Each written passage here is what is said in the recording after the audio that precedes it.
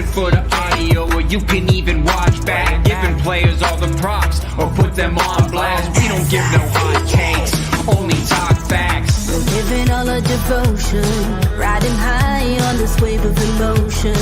Going all out, yeah, cause this is our time. No, ain't no stopping us till we reach the finish line. All in, we came here to win. We're gonna give everything. S-I-C-K on the run. S-I-C-K, sick, sick. On fire, we're ready to fight. We'll bring the house down tonight. S-I-C-K on the run. S-I-C-K, sick, sick.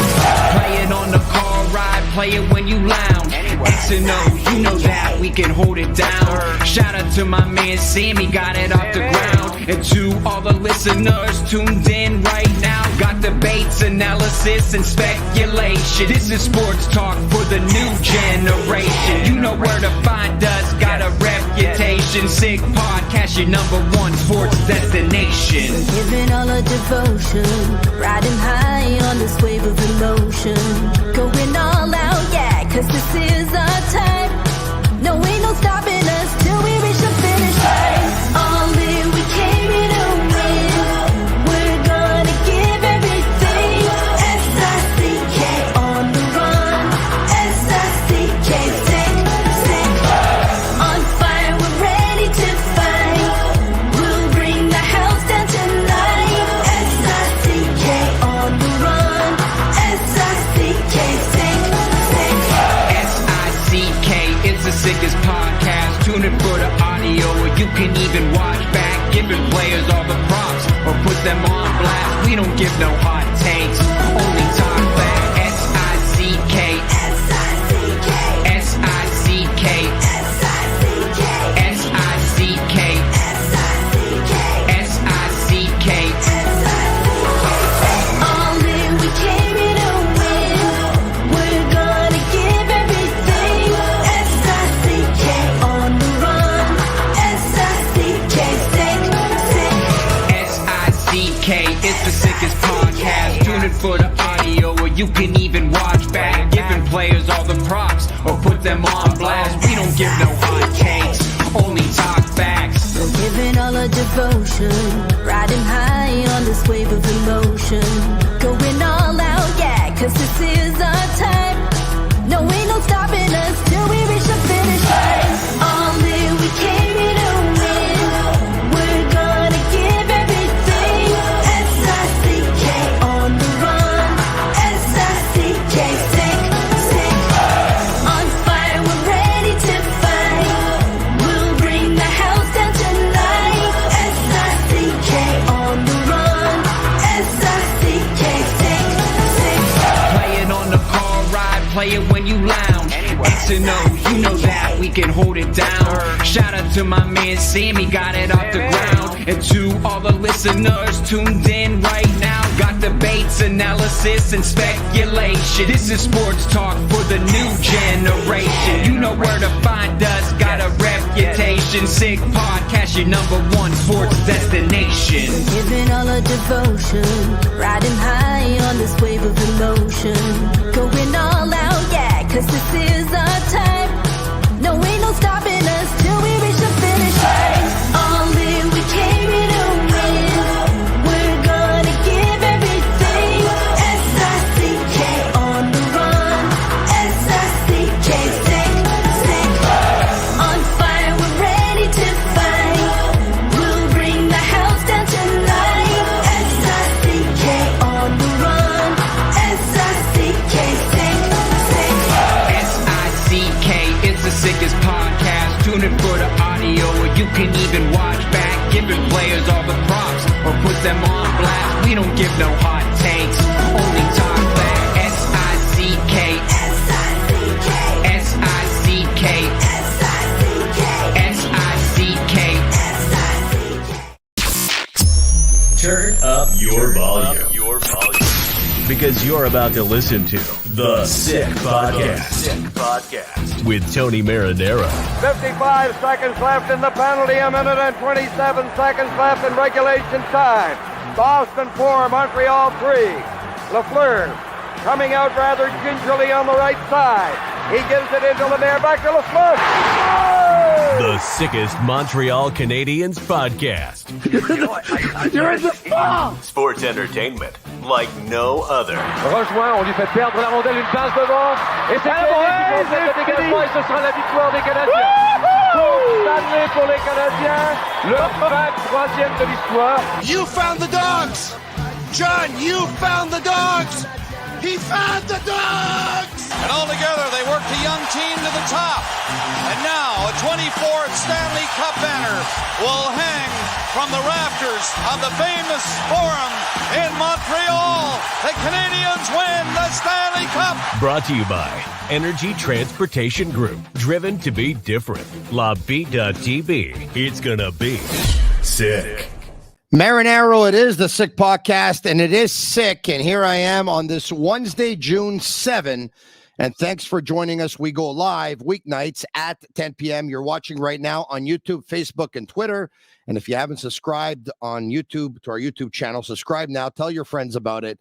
And once again, it is pretty sick. Tonight, we're going to talk about goaltending in the National Hockey League, and we're going to bring up several goalies' names, one of which is going to be Samuel Montembeault of the Montreal Canadiens, and the other is going to be the name Carter Hart. And there will be others, of course, but the reason why we want to talk Carter Hart is because his name is out there. Of course, big-time insider Elliot Friedman of Sportsnet and Sportsnet.ca and 32 Thoughts has told us on his podcast, going back to probably give or take around the 13th of March, that he thinks that Carter Hart is available. And over the last couple of days, his name has come up again.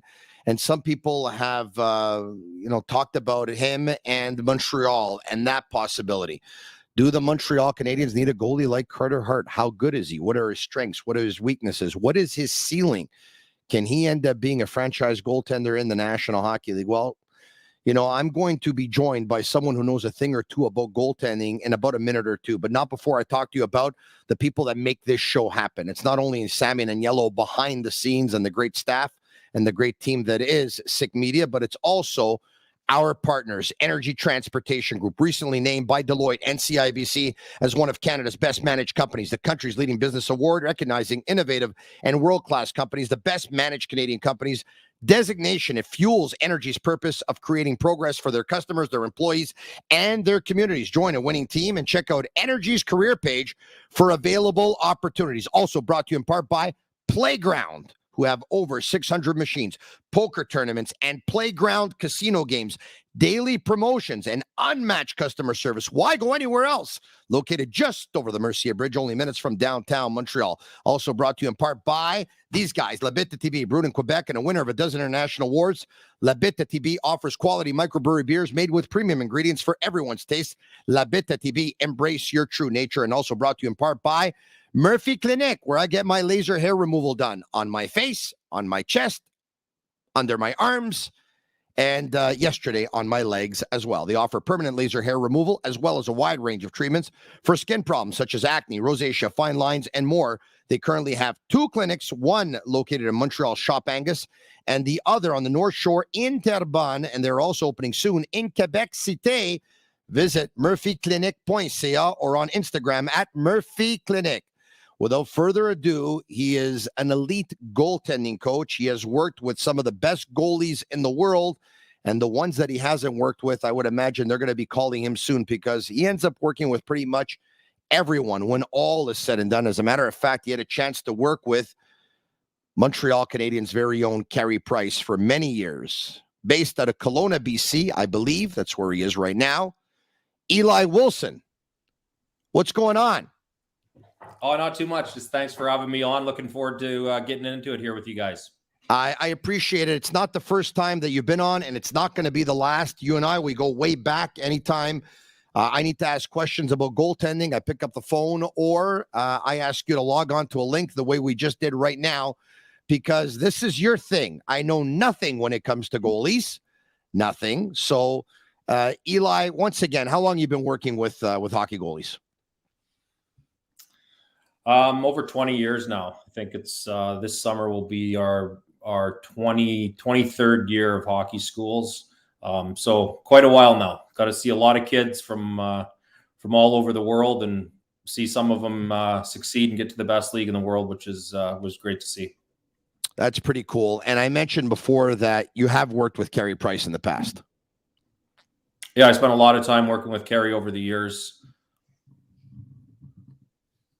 What do you think of his situation right now? It's not good, Eli? It's you can tell that down the stretch there a couple of years ago when they made it to that Stanley Cup final, man, did he want that one badly?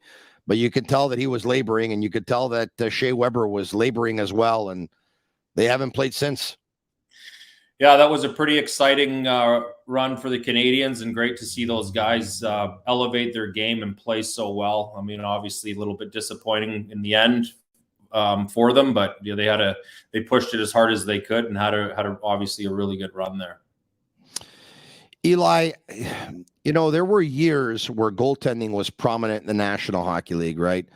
Patrick Waugh won Stanley Cups. Marty Brodeur won Stanley Cups. Dominic Hasek was the most dominant player in the game, let alone goalie, for a couple of years, and he almost looked unbeatable. And, there were some great performances in the playoffs. Tim Thomas stood on his head when the Boston Bruins won the Cup. Jonathan Quick stood on his head when the Los Angeles Kings won the Cup. And as good as the Tampa Bay Lightning were, there was a year there that or two that Vasilevskiy was arguably their best player. But things have changed over the years. It's don't always need the best goalie to win a cup. Sometimes you need to have the best 1-2 punch at center, or maybe the deepest line of centers. And this year it's kind of weird what we've seen in the playoffs, right? We've seen goalies come out of nowhere. We've seen goalies who used to be the most dominant goalie in the world carry his team for the first 3 rounds. I'm talking about Bobrovsky. We're seeing other goalies once again who just coming out of nowhere and are in the final, and Adin Hill. We'll get to him in a second, but I'll start with Bobrovsky. What do you attribute his renaissance to? And I know things haven't gone his way thus far, a couple of games into the Stanley Cup final, but for the first 3 rounds, he looked like the Bobrovsky of old, instead of looking like an old Bobrovsky. So has he made changes, or did he just go back to his old self? What have you seen? I really think he went back to his old self, and you saw that in the first 3 rounds. And really, I don't know what the situation was totally in Florida for him this year. And I didn't watch too many of the games, obviously regular season games, but when I watched him play in the playoffs, he just looked so similar to the Bobrovsky that was in Columbus, and the Bobrovsky that was working on a daily basis with Ian Clark to make his game elevate like that on a daily basis, which they did as a team. And a lot of people don't give Ian the credit as much as he should, what he did in Columbus with that goalies, and especially Bobrovsky. But I really just see him going back to what he was before, and being long and lanky and moving across the net and making reads and all the things that he was doing when he was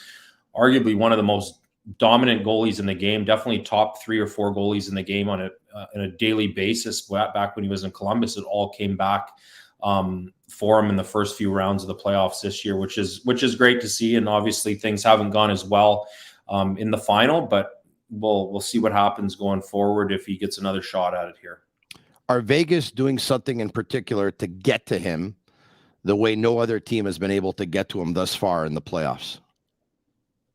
I just think they're a great team. They're a great team. They play as a team, and they, in fact, just are a great team, and they just keep pushing. But I don't see anything different that they're doing than they're probably just better than the teams that Florida has played in the past, and Florida hasn't answered the bell, not only in that position, but quite a few of the other positions on the ice as well. You're right. They don't look like they have a solution. I'm going to go from Bobrovsky to the other goalie that he's going up against, of course, in the Stanley Cup final, and that's Adin Hill. Have you had a chance to work with him? I worked with Adin Hill way back when he was young in Calgary before I went to Ottawa. So that would have been in the mid 2000s. when he was just a little kid. And then when he was in junior, he came back to a couple of my camps, prospects camps too. So I've had a chance to work with him as a youngster and as a junior when he was playing in Portland. He's a good goalie, tons of upside, tons of potential.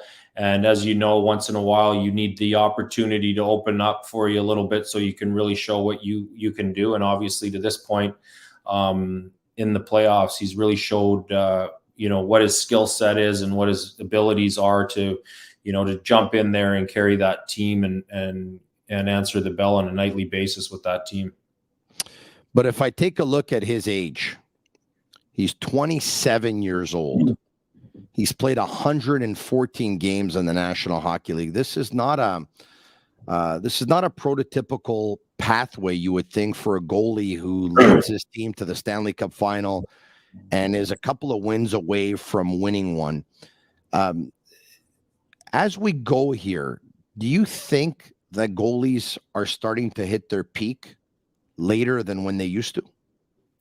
Well, I think that recycled goalies have war wounds and scars that they can count on and move forward from and count on that experience. And let's not forget the guidance and mentorship that Adin Hill has in Las Vegas with Sean Burke.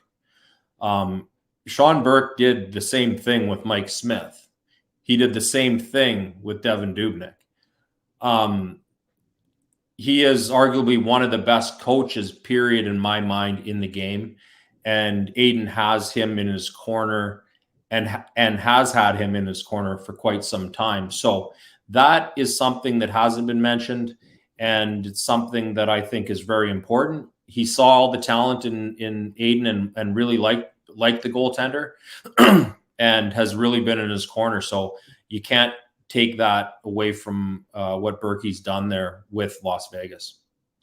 You bring up a name that a lot of Montreal Canadiens fans are familiar with, of course, because, the Canadiens have a goalie coach right now who is Eric Raymond. But, prior to him, the goalie coach that they had was relieved of his duties in season. And Marc Bergevin asked Sean Burke to take over and to work with Carey Price. And he worked with him down the stretch of that year, of course, that they made it to the Stanley Cup final. But then he had a chance to move on. And so you hold Sean Burke in that high regard, eh? I feel he's one of the best coaches that there is. And I'm not just talking in goaltending. What he's been able to do with guys that other people would have written off, have an eye for a talented player, bring him in, mentor him, help him out on a technical, tactical, mental, emotional side of the game and bring these guys to all-star abilities. And now we're seeing Stanley Cup finals, rejuvenate their careers. I'm sure if you talk to Mike Smith, if he didn't meet Sean Burke, many of us would have never heard of Mike Smith. That's how valuable that coach is to that position on those teams. You just brought up, we just talked about Mike Smith. We just talked about Adin Hill. And I take a look at Mike Smith and I take a look at Adin Hill, and I'm going to ask you about Akira Schmid in just a second, who took the hockey world by storm as well. I mean, what did he have? 33 NHL games under his belt. He played earlier this season for Utica in the American Hockey League. And he backstopped the New Jersey Devils to a first-round victory over the New York Rangers. What do all these goalies have in common? Akira Schmid, Mike Smith that you talked about, Adin Hill, 6'4", 6'5", all very, very big goalies. Is that a key right there? Is that just a big advantage right there? It's huge. Long and lanky goalies that can play with control. They can leave structure when they need to, and they can gain structure when they have to. Can be very, very impactful on the game and on the position. All right. Talk to me about Akira Schmid. Have you ever had a chance to work with him? I have not. Did he shock you by his performance in the playoffs? You know what? I think, and we talked about where goaltending's gone and where it's come from and where it is. You know, if you go back years ago, there was very few guys that could really do the job. And I think now there's a lot of goaltenders that have reached the skill set and the ability to play in the NHL that aren't playing in the NHL. Mm-hmm. But they're not there for whatever reason. At one point in time, there was guys that weren't in the NHL that couldn't play in the NHL. Now there's guys that aren't in the NHL that, given a chance to play in the NHL, can play in the NHL and dominate the National Hockey League. So I'm not surprised by goaltenders that are coming from places where they don't have a ton of experience and being able to come in and become number one goalies, or, you know, do things that are surprising to some people. It doesn't surprise me, because I think the skill set, the ability of goalies globally is so high, and there's so many of them that are so good that there's guys outside of the National Hockey League that can come in and play and dominate and become top-notch NHL goalies without a problem. Adin Hill is a former third-round draft pick, 76th overall. Akira Schmid is a former fifth-round draft pick, 136 overall. If you worked for an NHL organization and you're at the draft table, and they ask you, where do you think we should take a goalie? And I get it. It's all relative, right? If you think there's a phenom, you know, you'll take him early. I get that. But based on some of these examples of goalies drafted in later rounds who are coming off of great seasons, right? Schmid, a great playoff once again, fifth-round pick. Adin Hill, Stanley Cup final, a third-round pick. Here in Montreal, Samuel Montembeault, a third-round pick. And the list goes on and on. Would you say to the team, don't worry, we could wait? I think to pick a goaltender in the first round of the National Hockey League is a very tough decision for any organization to make. But I've seen goalies in the past where I would say that they're definitely a first-round pick. But you can find goalies later that have huge value, that can go, you know, between the third and fifth round, and you can get definitely a starting National Hockey League goalie out of that far down in the draft. So the entire hockey world has been talking about for the last 24 hours or so, Carter Hart, because his name was thrown out there once again by Elliot Friedman back in the 13th of March, I believe. And then his name was thrown out there in the last 24 hours or so, and now it's starting to snowball. Will the Philadelphia Flyers, who traded Ivan Provorov yesterday, will they trade their goalie, Carter Hart? A goalie who a lot of people have held in very high regard, thought he had a very, very high ceiling just a couple of years ago. Here's a goalie who was drafted in the second round back in 2016. He has 5 NHL seasons under his belt. He's 24 years old. He'll turn 25 in a couple of months. I'd love to get your opinion on Carter Hart's strengths and on his weaknesses. Well, he's got a ton of strength. He plays with amazing structure. His work ethic is second to none. His attention to detail is phenomenal. He reads the game extremely well. And what I like about Carter Hart is that he's a student of the game, and he's always adjusting and adapting and wants to get better every day, and is getting better every day, in my opinion. He's learning, and it's a work in process for him to go through, but he's willing to put in the work and willing to adapt and willing to make changes in his game, which he has. I just feel that if I was going to have an opportunity to get in front of Carter and talk to him his game, I would like to see him leave structure a little bit earlier at times when he has to, and that is something that can be worked on and overcome. But I would think if there would be one thing that I'd work on, that would be what it would be. Here in Montreal, the Canadiens have Samuel Montembeault. Used to be with the Florida Panthers organization. They put him on waivers. The Canadiens picked him up a couple of years ago. When he played his first game with the Montreal Canadiens, I said to him, this guy's not a National Hockey League goaltender. But once again, like I told you, I know nothing about goaltending. And so that's why we shouldn't be surprised that Samuel Montembeault had the best season of his NHL career, his young NHL career, as far as save percentage was concerned. He had a respectable goals against average, considering he was playing on the 5th weakest team in the entire National Hockey League. His play and his character that he showed earned him an invitation to join Canada at the World Hockey Championships, a tournament that they started with 3 goalies that Andrei Tourigny used, and down the stretch, his guy was Samuel Montembeault, and they won gold. And Samuel Montembeault was arguably Canada's best player. Speaking of getting better, this kid gets better and better all the time. The big question in Montreal is, by the time the Canadiens become a very good team, will he be a very good goaltender, game in, game out for an entire season? I'm asking you.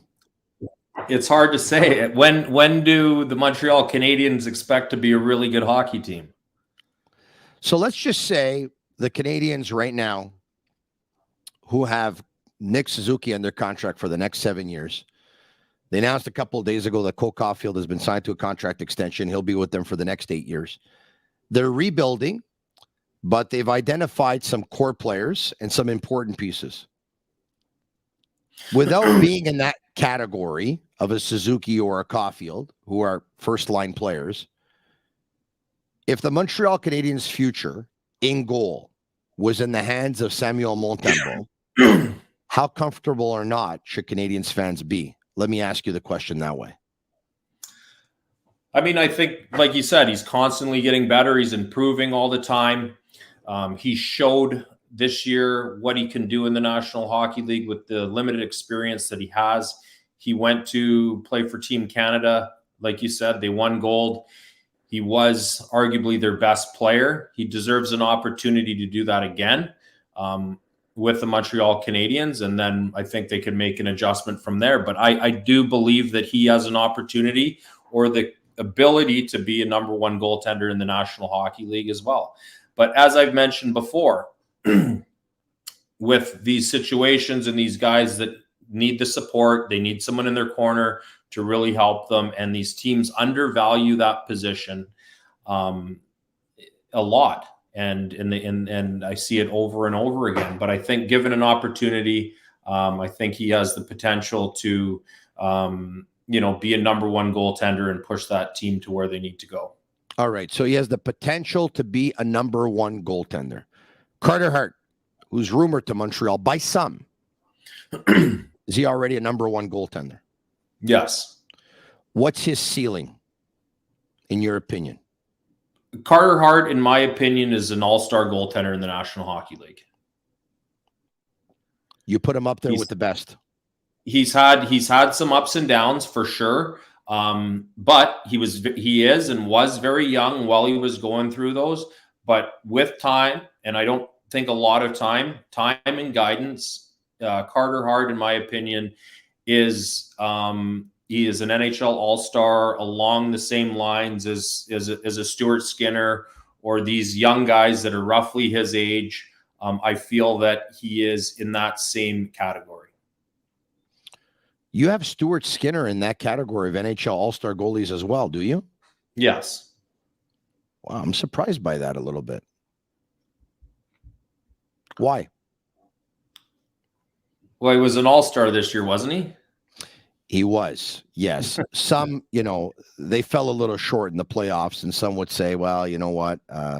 He struggled with consistency a little bit, but I mean, that's part of the job, right? We know that it takes a while for you to really hit your peak as a goaltender in the National Hockey League. They say goalies develop at a later age than any other position, right?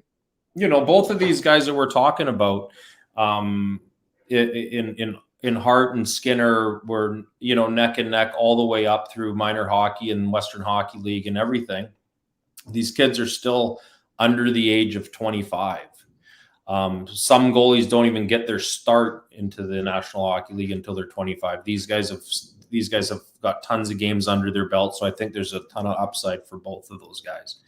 Yeah, Carter Hart's got 5 years under his belt.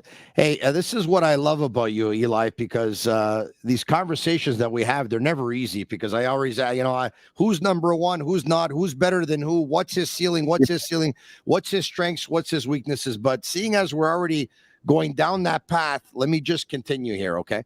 Okay. You said to me, Carter Hart is in that category of all-star goaltenders in the National Hockey League.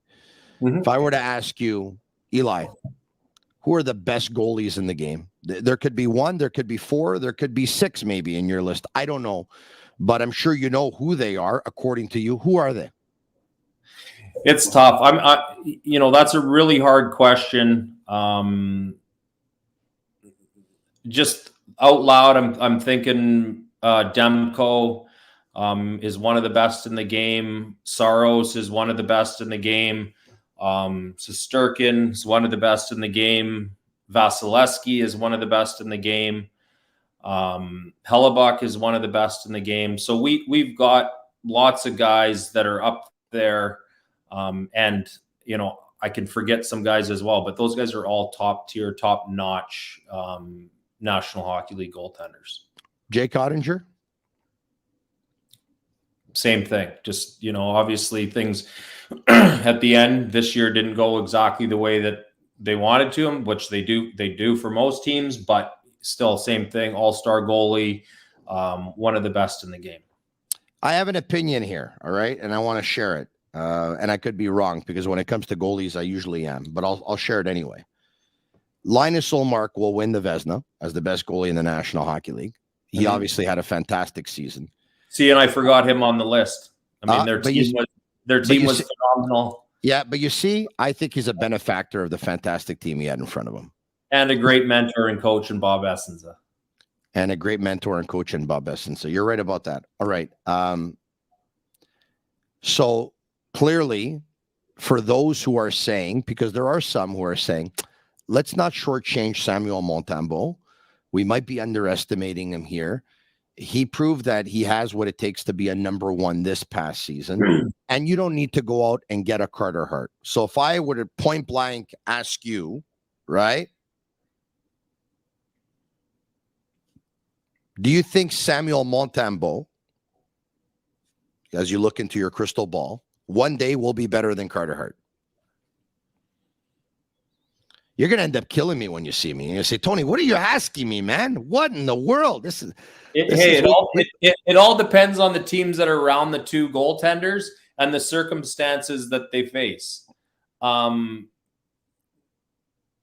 of today, I have Carter Hart ahead of Montembeault as a goaltender in the National Hockey League. Yeah. And in terms of Carter Hart's ceiling, where is there room for progression? And I'll ask you the same thing about Montembeault after.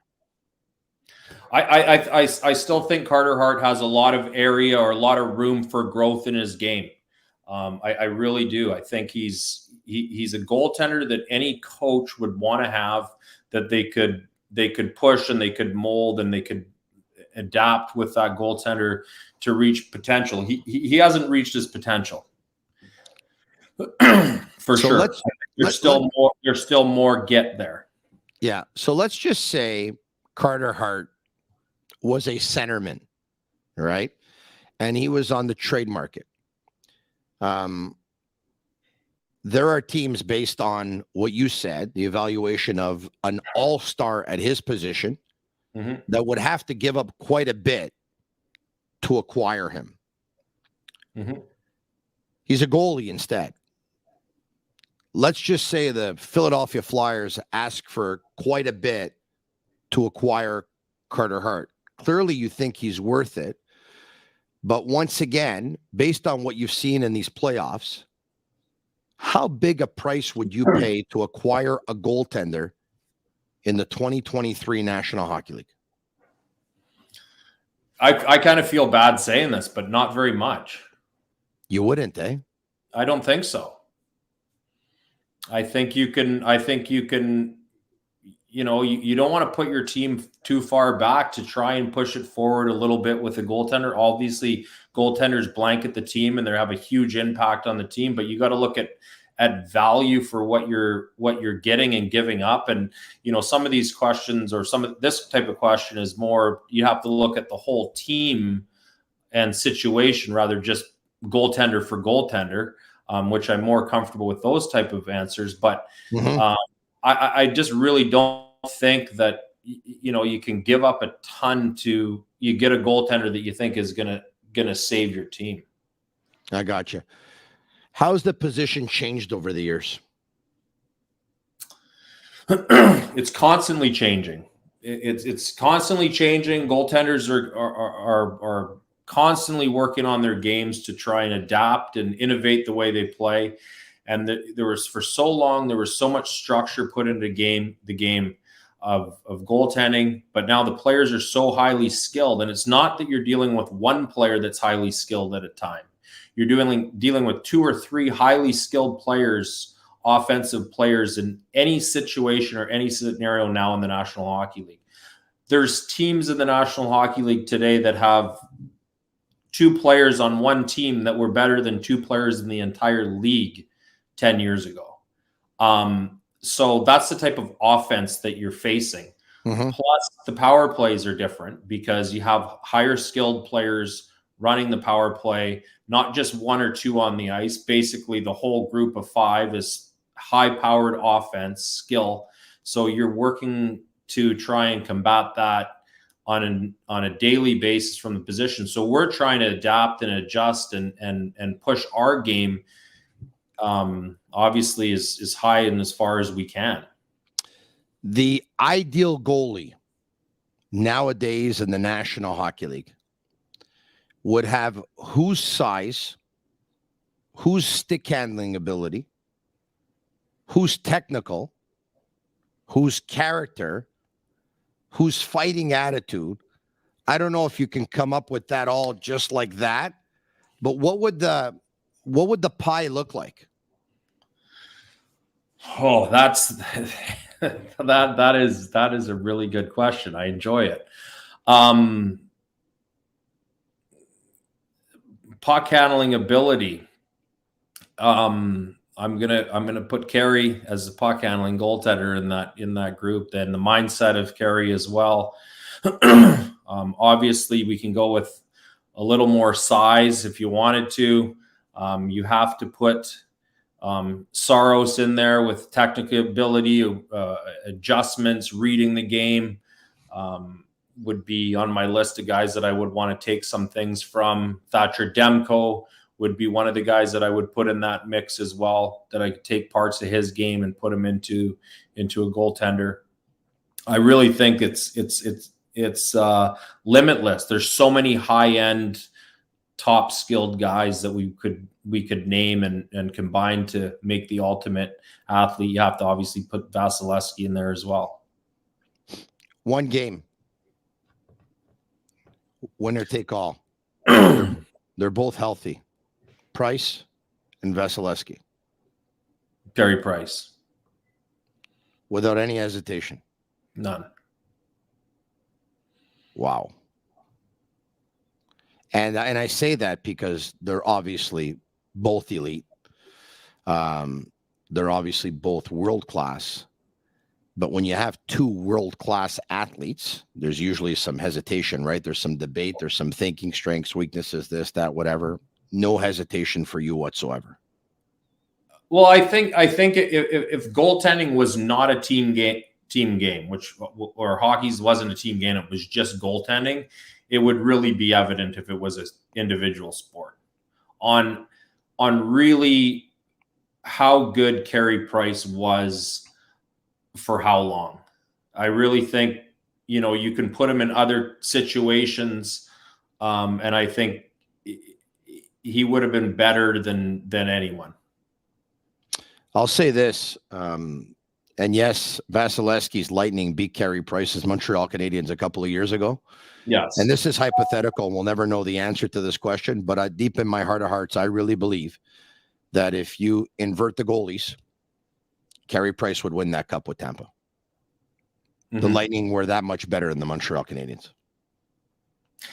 Yeah, I mean, we watched the team for 10 years in Montreal do what they did, and they had some ups and some downs, but really they were Carey Price was a huge part of that team for a long time and covered up a lot of what that team was lacking, and really I think that without him in net, that the team would have never been even close to where they were.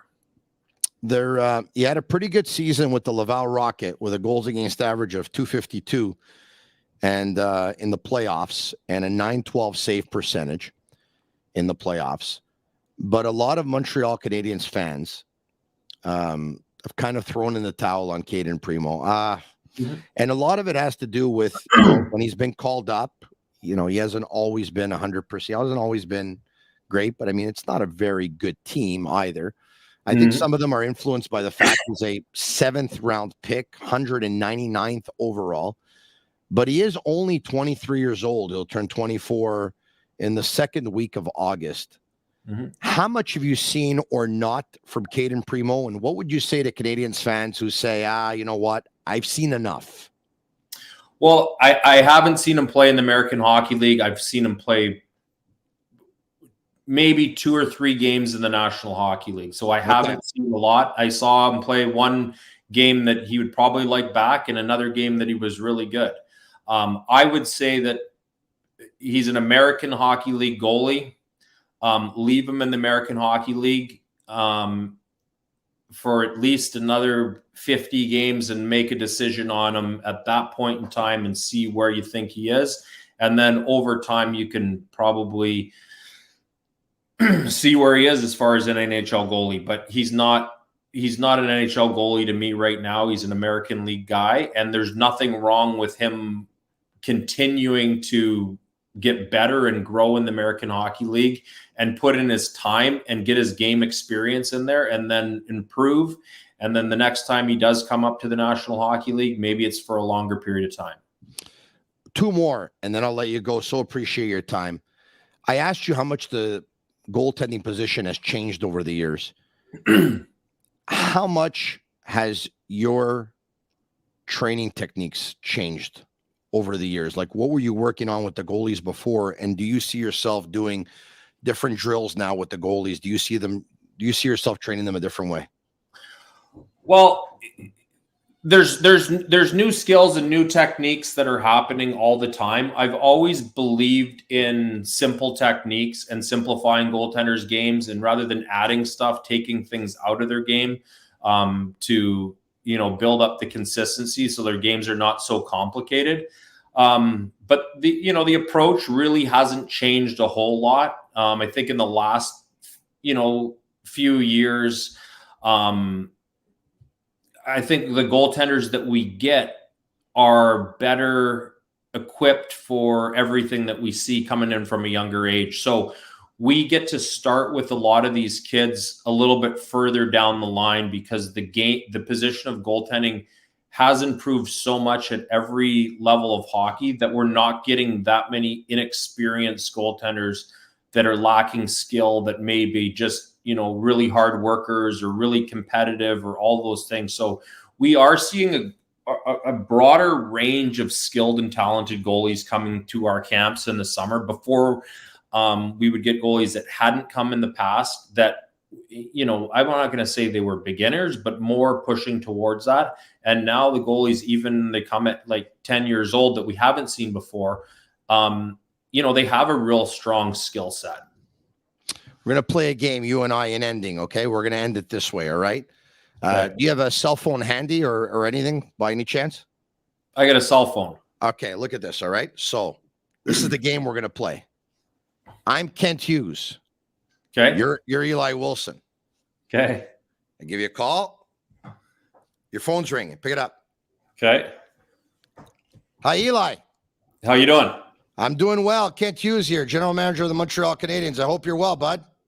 I'm good. How are you doing? Very, very good. Listen, unfortunately, I don't have a lot of time. I'm being told that I got to go. I got to step into a meeting. Timing's not good, but listen, I value your opinion. I hear you know a thing or two about goalies, all right? Carter Hart's available, but I got 2 goalies here under contract and stuff like that. What do you think I should do, man? I gotta go. I got like 10 seconds. Hold on, I got 10 seconds. What do you think I should do, man? I think you should keep the goaltenders that you've got. Okay, bye. Really? Wow, you floored me with that answer because, you told me that Carter Hart is elite, an NHL All-Star, but then you think the Canadians should stand pat and not pursue. Well, I feel like they should build a team. A team is more important than a goalie nowadays because as we're seeing in the Stanley Cup final, with all due respect to Adin Hill, you don't have to have and you know what? Here the proof is in the pudding, right? When teams that have a great goalie win the cup, everyone says, you see, you need a great goalie to win the cup. But last year, the team that had on paper the better goalie didn't win the cup. And this year, if things are going to continue the way they went in the first two games, the team that had the better goalie on paper will not win it either. I mean, at least it looks that way right now, but we'll see. You're never in trouble until you lose a game on home ice. But I totally understand your point. Build a team before going out and trying to get yourself a better goalie. Mm-hmm. Well, because it can create an illusion that you have a good team when you don't. Maybe like when they had Carey Price early on in his career, and it created an illusion that they had a really good team, but deep down they did not. They just had an elite goaltender who masked a lot of warts. 100%. Wow. Eli, I love talking. You don't run away from the hard questions. And I kind of feel bad for you because in the 40 questions, probably about 35 were really, really tough, but you handled them like a pro that you are.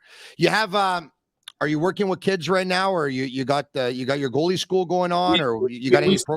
We start in July. We go all of July and all of August with our camp, so we're ramping up in a few weeks to get that underway.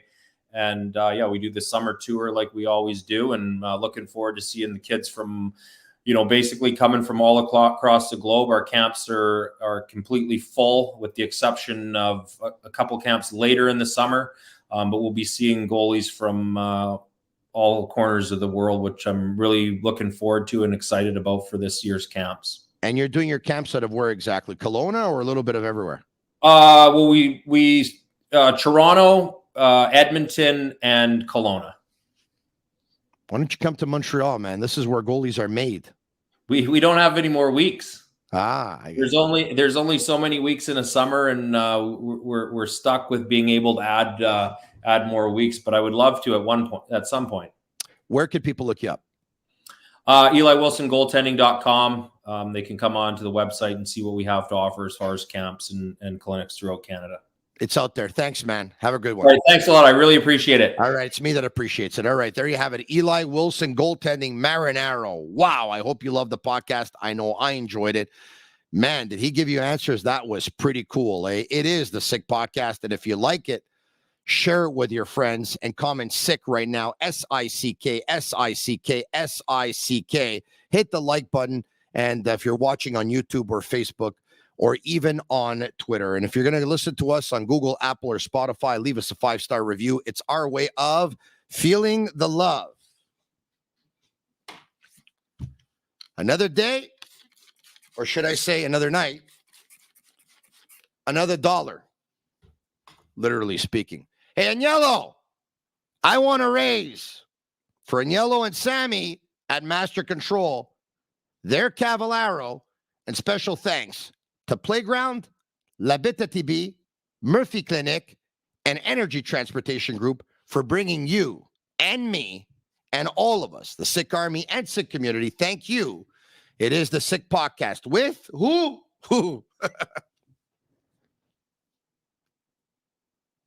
Marinaro! And that's a wrap. Hope you don't miss us too much until next time. Follow the Sick Podcast with Tony Marinaro on YouTube, Instagram, Facebook, Google Play, and Apple Podcasts.